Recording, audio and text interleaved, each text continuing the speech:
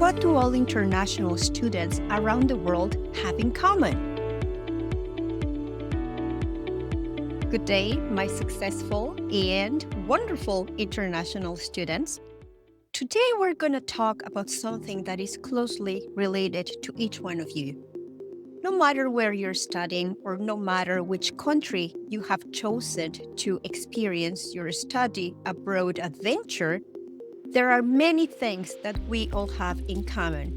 And today's topic, the universal struggle, why every international student faces the same challenges, is meant to help you.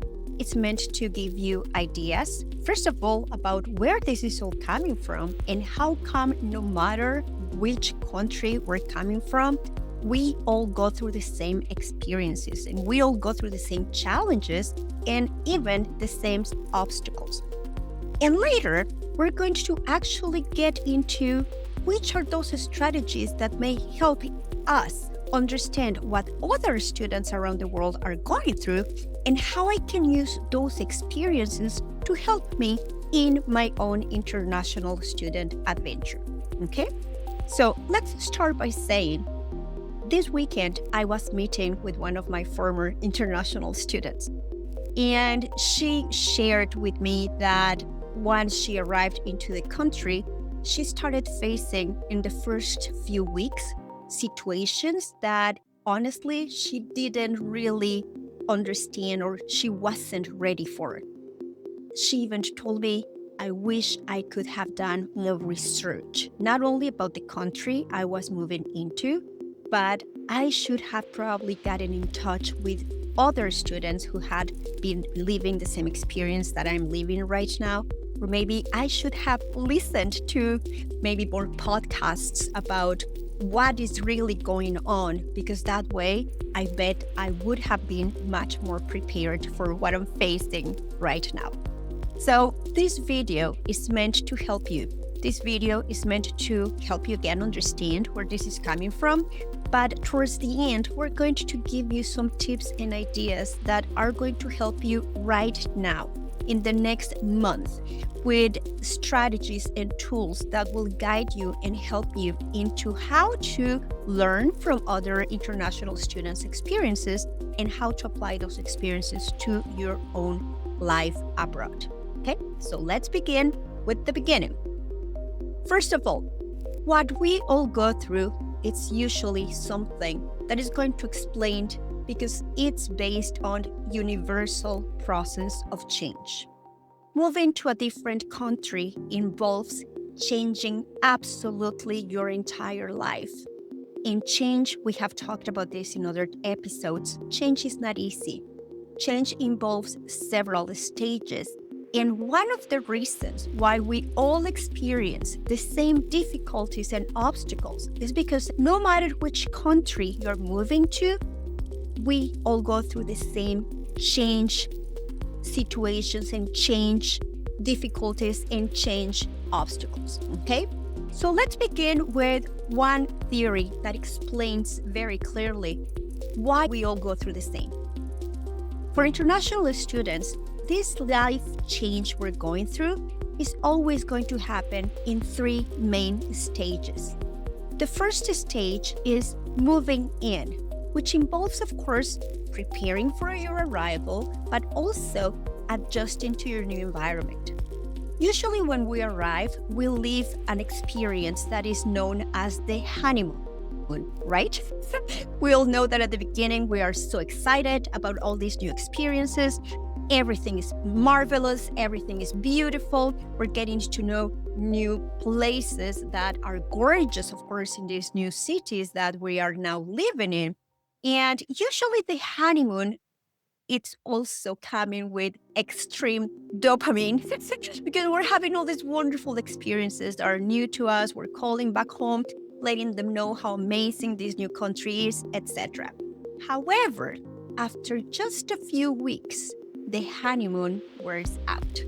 And after the honeymoon, we have the second stage, which means moving through, and it's learning to manage daily life activities. Not only the academics, of course, and everything you have to do at school, which may be also very new. But there are new relationships you need to start building. There are new ways of networking, new social cues, new social rules that you need to adapt to. And of course, this starts also dealing with some problems with the identity of who you were back home and who you are now in this new place in which we are living. And moving out, which is the third stage, usually involves either, if you're planning to go back home, well, the whole process of returning. Because once you return, you're not the same person who left maybe 6 months, 1 year, 1 year or 2 years before. You're a different person. You come back with new experiences, and we are going to have actually another video in which we're going to talk about what coming back is from and what it's like, because it's one of the most challenging experiences. When I was a director of the study abroad programs, I remember talking to many of our students and actually sharing coming back to your country sometimes is even more difficult than moving out of your country, and we'll address that part. However, this moving out stage also involves the following. If you have decided to stay in the country in which you are living, well, you also need to adapt at this new transition of you living abroad, who you are now and who you're going to be in this new country you have decided to move to. So those are the psychological examples that help a little bit understand those 3 stages that we all go through, no matter which country you decide to move to. Now, there's something very important we also need to talk about, and that is the identity crisis. This is one of the biggest challenges we all international students around the world go through. The identity crisis. The identity crisis is going to cause many mental health situations like isolation, sometimes depression, and we have to go to a grieving stage in which we say goodbye to that person we were before, and we're actually becoming a new person in this new country. And we need, of course, to grieve for that person we were back home and start to get used to this new person I am here. The identity crisis is related also to this mismatch that we have to go through, in which who we believe we are or who we were, and now who we believe we must be in this new culture. There are so many problems related to identity crisis. And as you know now in this channel, we go beyond the curriculum, we go beyond the academics, and we actually talk about many of those issues that maybe not a lot of people told us about.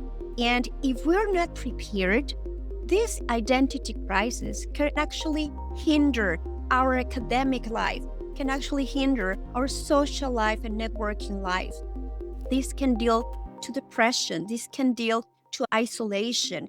But of course, theorists are always going to explain that every time we go through a very large change, there is always a mismatch between who we were and now who we are becoming. Now, the good thing is that, well, yes, we already talked about all the challenges and all the different stages we go through, but what do I do to fix this? Or what can I do as an international student to try to maybe minimize all these situations and make of my international experience a much better abroad situation, a much better rich experience that I'm going to go through? Well, in order for us to do that, I'm going to explain now the 5 more relevant challenges and obstacles that we go through as international students. Now, I need to mention before we go into each one of them, one of the reasons we started saying, what do we all have in common? It's because when we understand that we all have all these different obstacles and challenges in common, you also become more open to listen to many other international students, no matter where they're coming from. In the following episodes, we're going to start having guests. Remember, I told you this in one of our first episodes that I was going to be inviting some of my successful former international students. In more than 10, 12, 13 years that I have been working with international students, I don't want to be the only person here talking to you about all this life transition we go through as international students, but I also wish you could listen to other real students who, just like you, are going or went through all those obstacles, but also they're going to be sharing how they overcame those obstacles. So let's understand that most of those challenges are going to be divided in 5 main categories. First, the transition overload. As we have said also in other videos, that change brings a whole new world into your life. And every transition, it's difficult. When we talk about change, it's always something that makes us feel uncomfortable. But that transition overload means a new life, a new city, a new way of living, new administrative life admin situations I have to go through. For some people who used to live back home, now they have to live by themselves, and that includes different challenges. And let's not even take consideration the academics. So that is just the first part. It's a transition overload, which means no matter which country you decide to move abroad to do your international student experience, you will always go through a transition overload. Now, number 2, it's always so challenging. There is always an academic shock because no matter where you are living, you have to get used to a new way of learning, a new way of teaching, a new way of being graded, a new way of receiving feedback. Back in the day when I had a lot of students, for example, moving to Spain, we used to believe that, from going from Mexico to Spain, it's gonna be pretty much the same because we all speak the same language. Well, no, it was so different. And I remember getting in touch with our students once they arrived in Spain and they were already taking some classes. That was always one of the first shocks. I can't believe the academics, the classes, the lectures, the expectations, the assignments, the feedback. Everything is so different from how we used to do things back home. So there's always an academic shock on how school is different in other countries.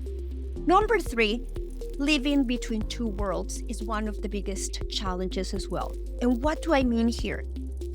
We international students are some of the only people around the world who are living at the same time still the life we left behind and the new life we're getting used to. That means back home, you're still in touch with friends, with people, with your family, and expectations and the vision of life that we used to have, you still carry that with you, right? Because every time you talk on the phone, you do some Zoom sessions, FaceTime with your family, your friends, etc., they're always going to be thinking of you as the person who left. So you're still getting news from your back home, from your country. You're still getting to know what's going on back home. But at the same time, you need to pay attention to now this new life you're building, new friends you're building, new co-workers, new ways of living, new ways of socializing, etc. So this living between 2 worlds is really draining, emotionally draining. It's tiring because you have to be in touch with people back home, and at the same time, you need to start creating new relationships right here in your new country. And that is really demanding. It requires a lot of energy from you, a lot of attention. Now, the emotional isolation, it's inevitable. Some people go through emotional isolation in a faster way, quicker way. They are able to move through this stage faster. But for some people, it takes months, sometimes even a year to overcome this emotional isolation. Because you're so far away that even if you talk to your family, your friends, your boyfriends, every single day back home. Here, you are alone, and you are only surrounded by those new relationships that you are creating. And finally, the identity recalibration. We all go through a moment, and this is where the light becomes and starting to become already something that we can see. We can see the light at the end of the tunnel. Why? Because finally we're starting to recalibrate who we are, who this new person I am. I'm never going to be again that person who left this country. I am becoming a new person, and either if I go back or I decide to stay in this new country, this recalibration is also something we all students around the world go through.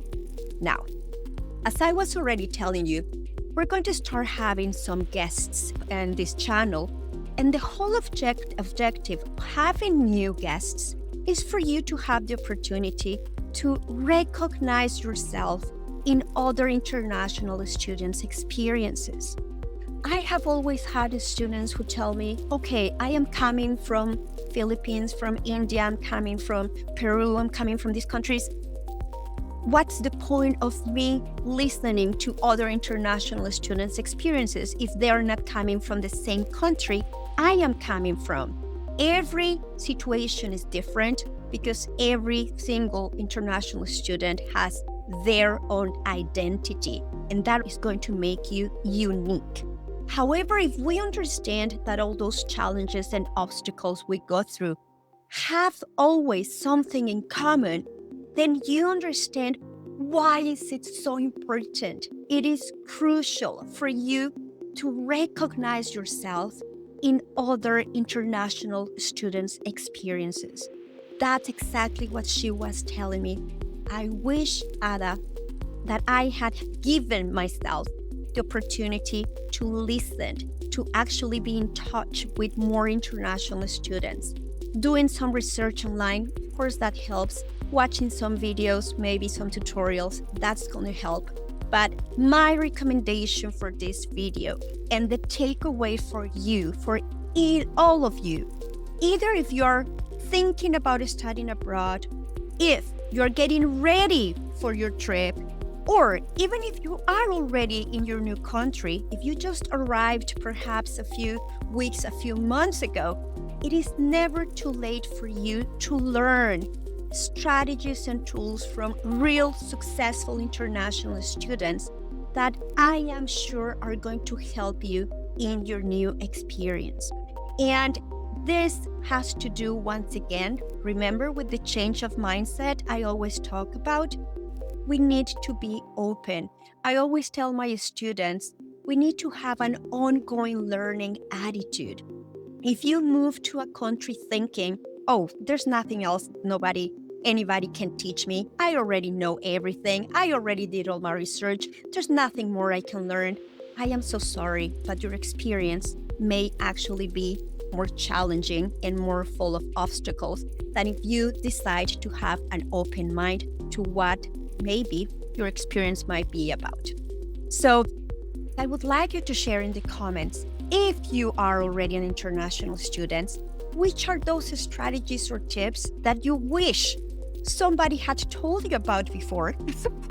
And also, what are some of your experiences, strategies, and tools that have helped you perhaps become more successful and have a more fulfilling experience in your new country, so that all international students are thinking about this experience can actually read your comments and can learn from you? I am very excited because we're going to start having guests in the coming episodes, and I really hope you have the opportunity to listen to them, so you understand that even though we'll go through very different situations, very different circumstances and experiences, you can always see yourself in many other successful international students' experiences. So, just like I tell you all the time, please remember, studying abroad is not only about the academics, it's not only about the books, it's not only about the lectures. All that is always very important and it's always very relevant. However, It is about thriving abroad. And what is the only way we're going to thrive? When, at the same time as we take care of all the academics and all our studies, we also pay the same attention to the hidden curriculum, to all those tips, strategies, and all that world that is beyond the university, beyond your studies, and beyond your GPA, okay? So I always tell you, remember, I am very proud of you. I believe in you. I know you've got this, and I will see you in our next episode. Ciao.